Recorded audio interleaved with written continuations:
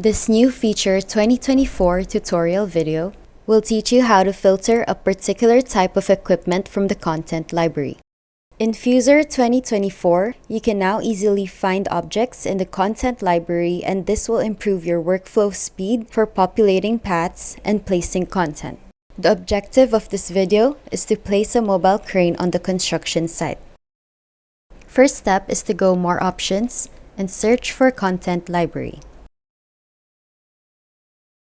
Here in the Content Library, we have filters.